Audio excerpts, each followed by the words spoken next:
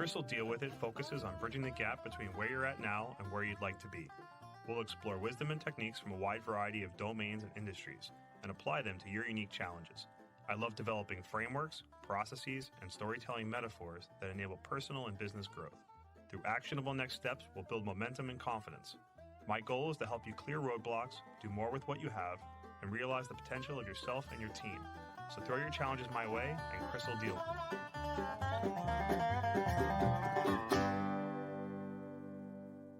First, an AI statement that all elements of this episode are products of the author, Chris Kreuter, and made without the use of any AI tools. Welcome to episode 51 of Chris will Deal With It, my 2023 reading review. So it's been another fantastic year of reading. On today's episode, I'll recap my 2023 reads in case anything piques your interest. You can view the complete list with links to each book in the show notes. If you like this episode, I do recommend going back and checking out episode 20, where I reviewed my 2022 reads. Also, if you're a fan of the show, you should sign up for my email newsletter. These short, once-per-month emails contain updates, insights, and recommendations. You can sign up via the link on the homepage of chriskreuter.com. That's CHRISKREUTER.com. We'll start with a couple quick stats, courtesy of the Storygraph. So the Storygraph.com is a great alternative to Goodreads, which is owned by Amazon. So this year I read 36 books. My goal was 40, but I did read over 10,000 pages, which was my goal. I did read a lot of longer books this year, and that's probably why I didn't get my goal of 40, but that's fine. So this year I had a 75-25 split between fiction and nonfiction. Last year was a 50-50 split. Another change from last year is that science fiction was only about 40% of my reads. Typically, it's about 50 or higher. And I did have a 50-50 split between audio and print. That's a big change because last year, about a third of my books were audiobooks. So I definitely find myself listening a lot more. So I've broken this episode down into 6 categories. And in each category, I'll give my book of the year with a quick little blurb. And I'll just read off the other titles that I read with maybe a comment or two to keep this a short episode. So with the hockey books, I read 3 of them. My hockey book of the year is Klondikers, Dawson City's Stanley Cup Challenge and How a Nation Fell in Love with Hockey. And this was written by Tim Falconer. This one here is a really interesting book that's part hockey history, part Canadian history about the turn of the 20th century, about an underdog hockey team from the Yukon during the Yukon Gold Rush that travels for almost a month to go challenge the owners of the Stanley Cup in Ottawa. And they show up and just get smoked. But it's a lot more than just about the hockey. It's really about how Canada fell in love with the game, westward expansion. I learned a lot about Canadian history and hockey history through this book. Just really well researched and written. So I read The Winners by Fredrik Backman, which is the long-awaited conclusion to the Beartown trilogy of hockey books. Fredrik Backman is a very popular Swedish author. It's a really good series, although pretty dark. I also read The Rink Rats by Irene Punt, which was just the early middle grade hockey book that I picked up. I always try to read 1 or 2 of those a year. Let's get into the science fiction novels. My book of the year is by my favorite author, John Scalzi. His newest title, Starter Villain, which is about a down-and-out guy who inherits his uncle's supervillain business. It is a one-off. He's done a series of these. Last year's Kaiju Preservation Society was a fantastic book. This year was no different with Starter Villain. It's got sentient cats. It's got volcano layers. It's got some pretty scathing critiques on parts of modern society, all while just being a really fun read. So definitely check out Starter Villain. I'm going to do a bit of a cheat here. This book was my runner-up for Book of the Year, but it is my audio book of the year. And it's Moon of the Crusted Snow by Waubgeshig Rice, and is narrated by Billy Morasti. And this is a really fantastic post-apocalyptic thriller. I actually just found out that this was part of the White Skies saga, and book 2 is going to come out in February.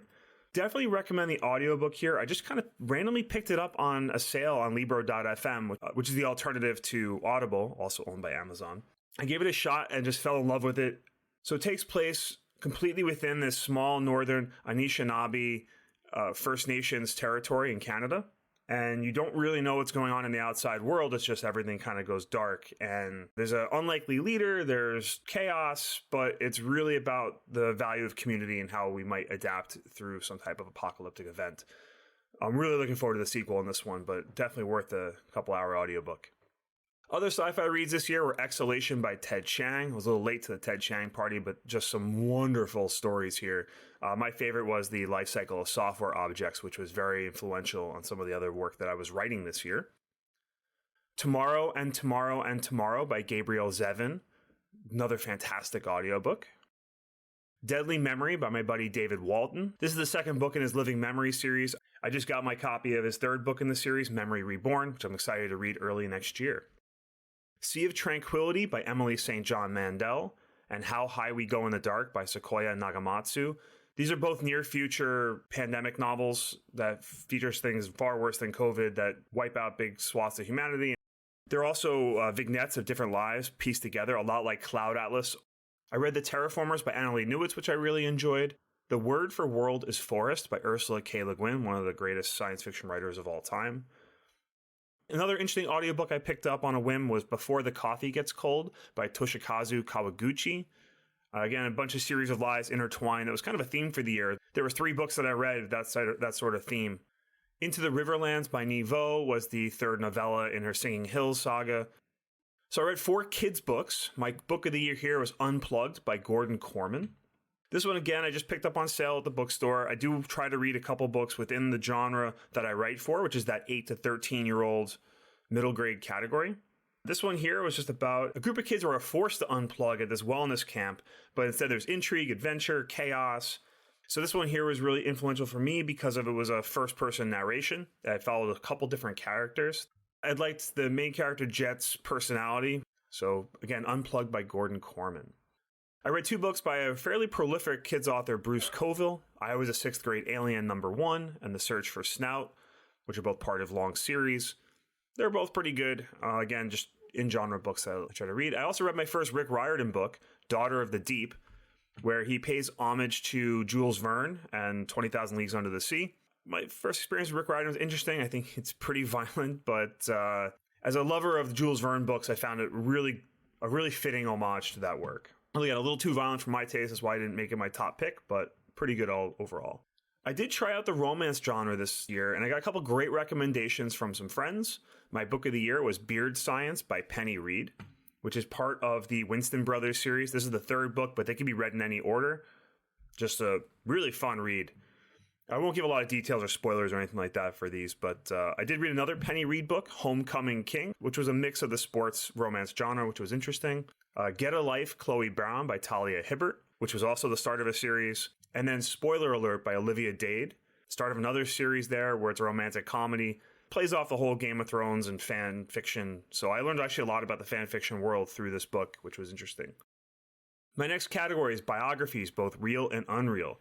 So my book of the year goes to Bellhammers, The True Folktale of Little Egypt, Illinois by Lancelot Schaubert. And I met Lancelot at a convention earlier this year, and we were both on a panel, and he just gave a quick one-liner about this book, and I bought it on the spot. Fictionalized retelling of his grandfather's life. It really talks a lot about industrialization, what happened in Middle America during the early part of the 20th century. There are some scenes in here that are just downright hilarious. There are scenes that are very poignant. Just to give you an example of the type of writing you should expect in this book, I've got a quote. I'm going to substitute the word crap for the other 4-letter word that starts with S. In fact, the best dirt is really just a big old pile of crap, and that big old pile of crap hardens over time by leaking out all the soft stuff, and the hard stuff became gems and minerals and things, and the soft stuff became oil. One you could polish for making your home and city pretty, and the other you could dig up to power your cars and boats and planes. The whole fancy big city world was just a well-polished, well-designed piece of crap that ran on more crap. Bullcrap powered bullcrap. You simply had to think about all that crap in the right way to make it look pretty and work good. It's the mind that matters, not the body or the will. So again, that's Bellhammers by Lancelot Schaubert, my book of the year for biographies. Close second here was The Many Assassinations of Samir, the Seller of Dreams by Daniel Nayeri. Dan's a great guy. He narrates this book and does a wonderful job. I'm a big fan of his work, so I would definitely recommend that one. I also read Paddle Your Own Canoe, One Man's Fundamentals for Delicious Living by Nick Offerman, which I found immensely entertaining and poignant as well. I read a Louis L'Amour book for the first time. Hondo was the one that I chose based on some recommendations. Pretty good Western.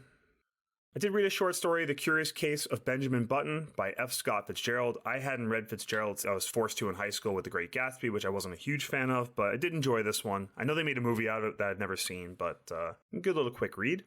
I read Jayber Crow by Wendell Berry. This is my first Wendell Berry book. This is part of his Port Williams series of books. I really enjoyed this one. There's not like a serious plot line where there's lots of stuff going on. It just follows the life of Jayber Crow in the simple setting of his barber shop. But I think it had some really poignant sayings on devotion and love and things like that. So definitely recommend that one. I finally got my Kickstarter for 42, The Wildly Improbable Ideas of Douglas Adams by Kevin John Davies, which was a collection of all of his archived work that he had at the University of Cambridge. Sponsored this Kickstarter 2 years ago, and Douglas Adams being one of my favorite writers of all time, I really enjoyed this kind of look into his life and his influences. And it was even better than I thought it was going to be. And lastly, I read Post Office by Charles Bukowski. More accurately, I read about a third of it and then just got rid of the book because it was terrible.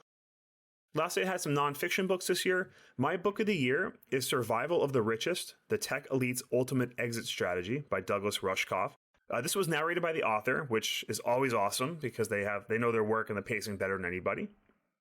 And Douglas Rushkoff is a very prominent thinker. I got into him last year and continue to read his work, follow his blogs. And I've really been absorbing a lot of what he's trying to say in terms of how I go about living my own life and how I perceive what's happening with the modern world. So I would highly recommend Survival of the Richest. I also read The Extended Mind, The Power of Thinking Outside the Brain by Annie Paul. This was a really interesting book. It took me a while to get into it, but really talks about how we can use environments and systems outside of ourselves to extend the power of our own minds. Had a lot of really good practical takeaways, as well as some of the historical context, and really lays out its points really, really well. I did read 2 parenting books this year, The Gift of Failure, How the Best Parents Learn to Let Go so Their Children Can Succeed. This was by Jessica Leahy. And there's one of these ultimate parenting Bible books, How to Talk So Kids Will Listen and Listen So Kids Will Talk. This could have been a pamphlet. It gives a lot of interesting examples and exercises, but the core points are pretty straightforward. Not any less helpful, just it doesn't need to be this big of a book. Finally, 2 little food books, Flour, Water, Salt, Yeast, The Fundamentals of Artisan Bread and Pizza. This was by Ken Forkish. Love this book. I really, again, like a lot of people, got into bread baking a little more seriously during the pandemic. My great-grandfather was a baker when he emigrated to America, so it's kind of a nice way to bring that back. But this book has some phenomenal recipes, but really gets into the science behind it, which I found fascinating. And it actually he does a great job of bringing that science into the practical nature of how to bake really excellent bread. So definitely for me, it was a level up book.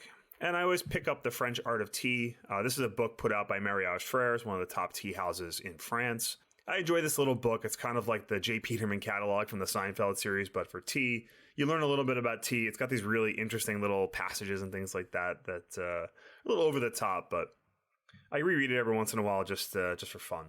So I hope you check out some of these books. Again, there's links to all these in the show notes.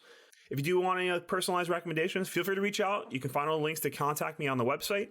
I hope you all have fun with your 2024 reads. Have a great day. If you feel that Chris dealt with it, I'd appreciate your support of the show by sharing it with someone who might benefit. Ratings on your favorite podcast player are also helpful in growing the audience. Visit chriskreuter.com for free downloadable PDFs with notes and resources from today's episode, sign up for the CDWI mailing list, or to send in your problems or requests for future shows. That's CHRISKREUTER.com, or use the link in the show notes. Thanks for listening to Chris Will Deal With It.